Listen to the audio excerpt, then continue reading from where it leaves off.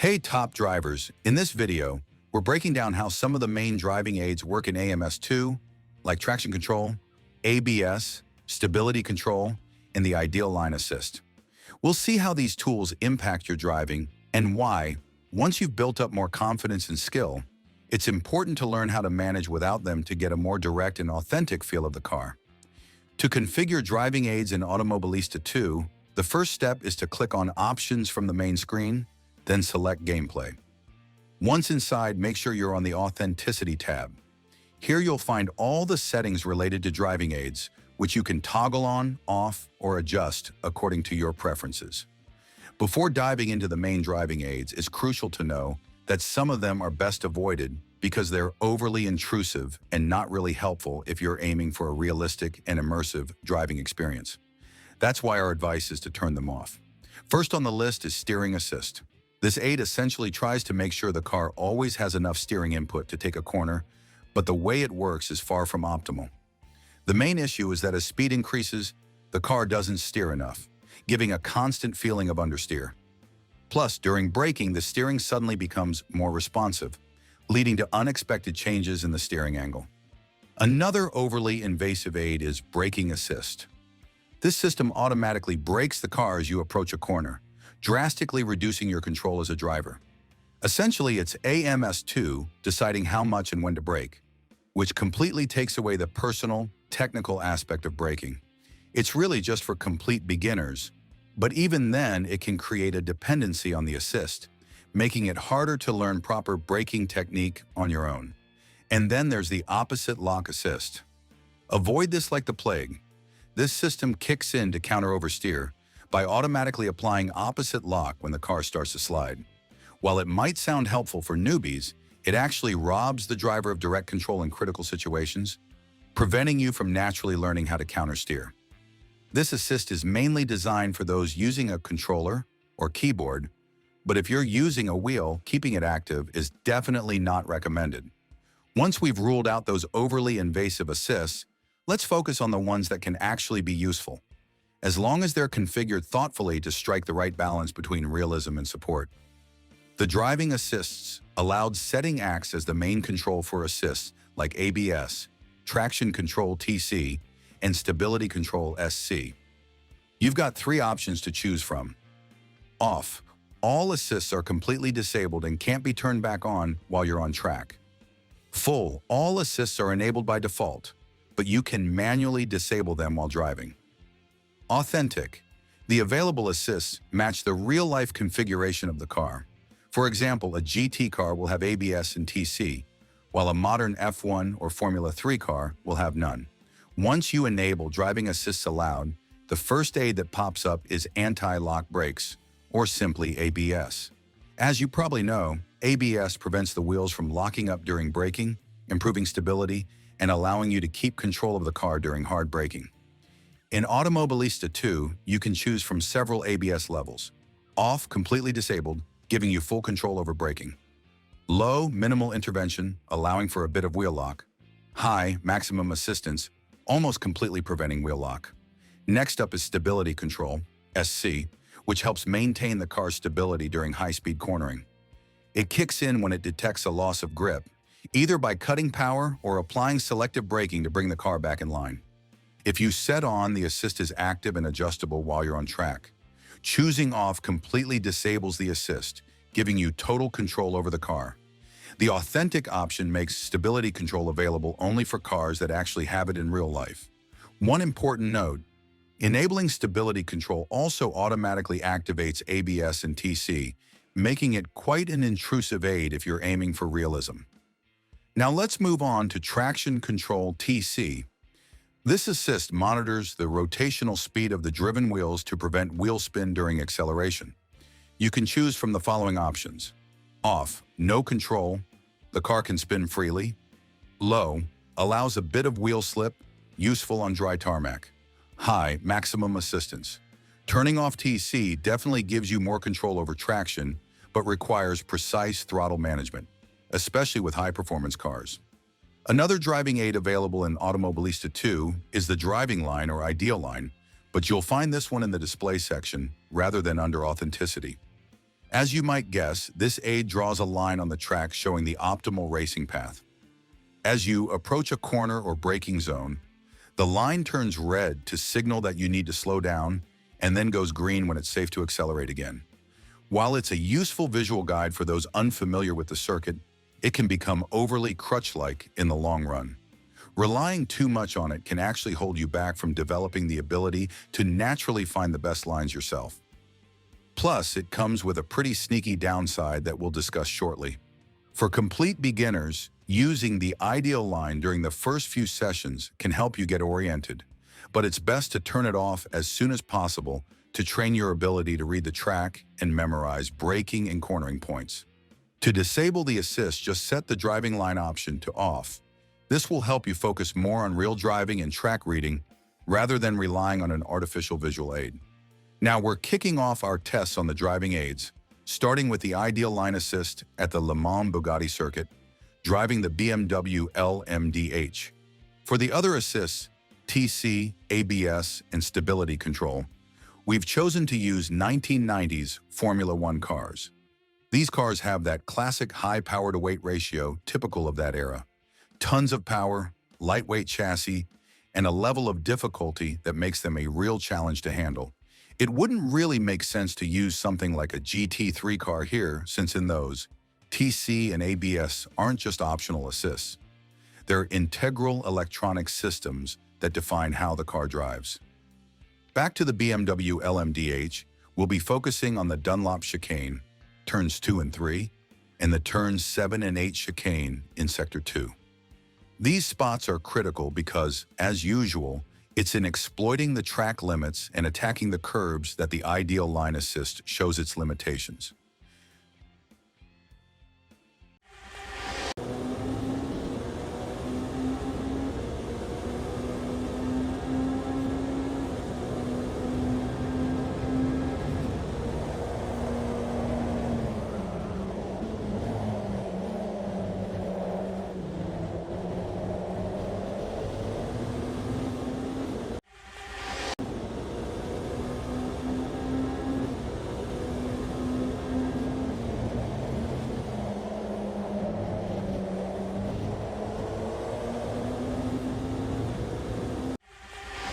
Telemetry in hand, in both of these sections, the newbie driver who tries to stick strictly to the so-called ideal line ends up avoiding the curbs, losing speed and precious tenths. What makes things even worse is how the ideal line assist itself works. Being dynamic, it can easily confuse less experienced drivers. To really understand its strengths and weaknesses, we need to break down how the driving line works in Automobilista 2. This assist draws a colored line on the track that's supposed to represent the optimal racing path. Unlike a simple static line, the AMS2 driving line changes color dynamically. Green when the car's speed is low enough to take the line comfortably. Yellow-red when you're approaching a corner too fast, signaling the need to brake more. Basically, the color changes based on the car's behavior and speed. If you're charging into a corner too quickly, the line turns red well in advance. On the other hand, if you're already going slow, the line might stay green until just before the turn. This dynamic approach is somewhat similar to other titles, like ACC or F1, but the key difference is that it doesn't show a fixed braking point. It constantly adjusts to the situation.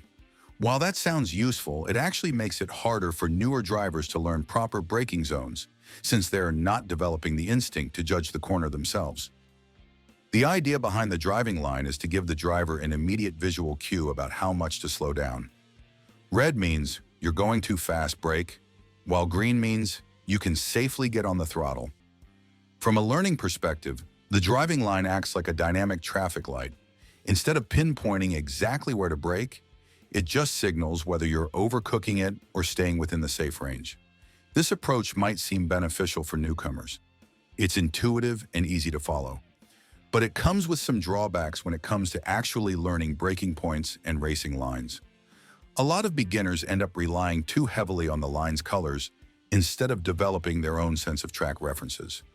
Over-relying on this guide can stunt the ability to improve racing technique as the driver stops actively analyzing the track and just lets the indicator make decisions, which is often far from accurate. In theory, the assist should map out the best line to follow, which as we've seen, it doesn't always do, and point out ideal braking zones, helping you learn an unfamiliar circuit. However, the driving line doesn't really work as expected. Instead of helping you find the limit, it can actually be misleading and even slow down your progress when trying to master a track. That said, the developers didn't really have much of a choice here. Considering the huge variety of cars in the game, it's unrealistic to expect a static ideal line that works for every single car. For instance, while an F1 car might be able to brake at the 100-meter board, a GT3 car might need 150 or even 200 meters, and a Formula 3 or Ginetta might require even more distance to come to a stop. So the best advice is to turn this assist off as soon as you feel comfortable. Now let's see how Stability Control SC works using the McLaren Honda MP4/7A at Interlagos with a race setup, meaning a heavy car loaded with almost 200 kilograms of fuel to complete the 71 laps on a damp track.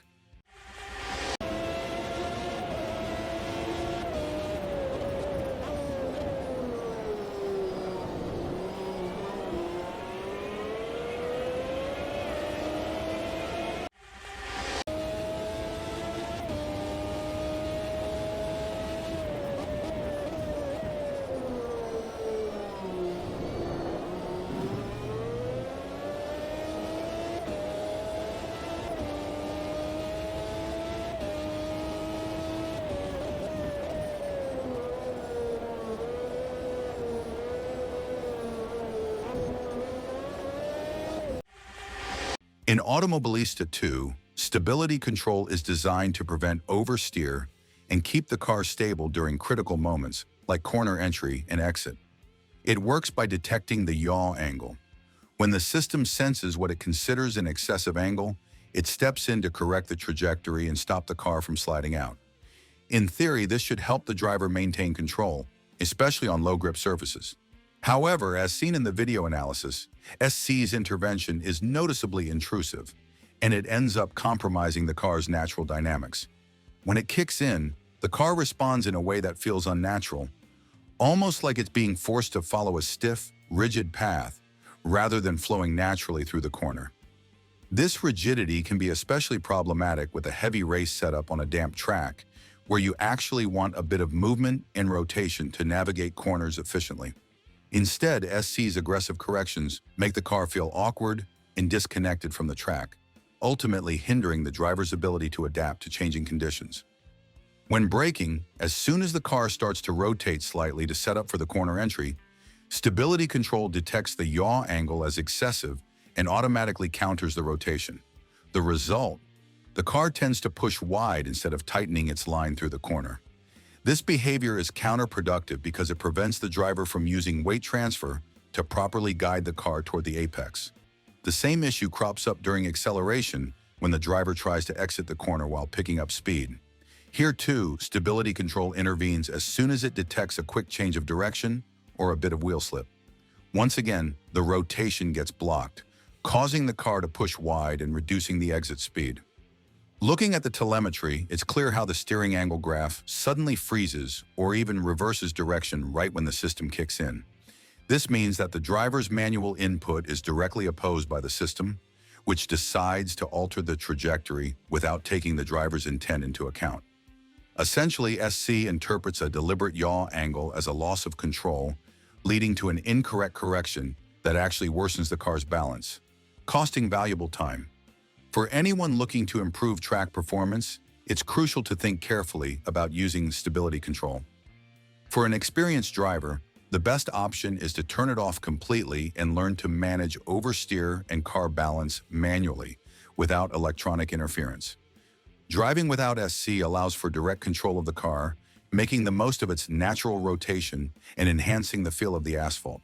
Sure, it might seem tricky at first, but developing sensitivity to the car's natural rotation is key to maximizing speed and precision.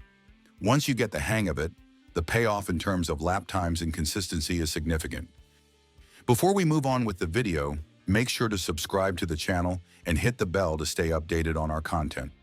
Also, if you're passionate about sim racing, join our Facebook group, Università del Sim Racing. Now let's dive into ABS using the same McLaren Honda MP4/7A, which by regulations of that era had TC but not ABS, on the Interlagos circuit, in the same setup as before, but on a dry track this time.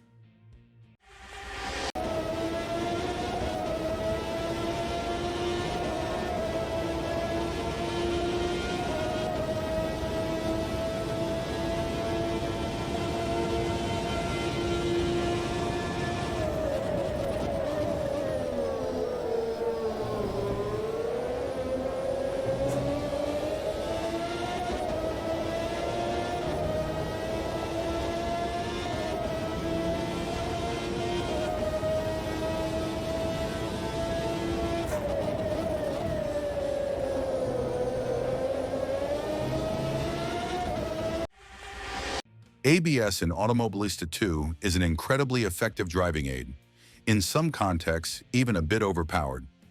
As clearly shown in the video analysis, when ABS is active, the system automatically steps in to prevent wheel lock, allowing the driver to brake much later compared to driving without assistance. Looking at the telemetry, you can see how the brake graph, the white line, shows a firm and consistent pedal application without ever hitting the critical lockup point. In practice, the driver can press the brake pedal fully without worrying about wheel lock, optimizing braking almost perfectly and maintaining maximum grip even during heavy braking. This technical advantage translates into a significant gain in lap time since it allows for later, more confident braking. However, as shown in the comparison, a skilled driver who masters proper techniques, like balancing pedal pressure and progressive release through trail braking, can still achieve comparable lap times even without ABS. The situation changes when braking doesn't require much force, like in the middle sector in this case. Here, ABS is practically ineffective. If you hit the brakes as hard as you would during heavy braking, when just a light modulation would do, you'll actually lose valuable tenths. The key difference is that without ABS, the driver needs highly developed sensitivity to modulate braking force correctly during hard stops, avoiding lockup while making the most of the tire's available grip. This demonstrates that, while ABS can be a great ally for less experienced drivers, it's not essential for achieving competitive lap times. In fact, learning to brake without aids can enhance control skills, making the driver more adaptable and prepared for challenging driving situations. Ultimately, ABS offers great support in terms of safety and braking ease, but a skilled and trained driver can replicate similar performance using proper technique and precise brake pedal control. Let's wrap up our test with the final aid. Traction control, TC, using the Ferrari 643 from 1991. This beast has an impressive power-to-weight ratio of 1.41 horsepower per kilogram, and due to the technical regulations of the time, it didn't come with any electronic driving aids.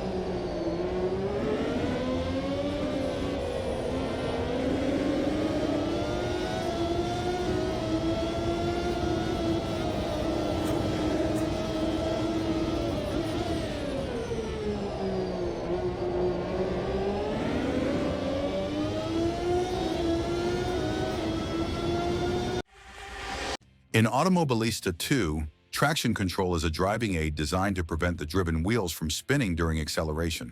It does so by automatically cutting power when it detects a loss of traction.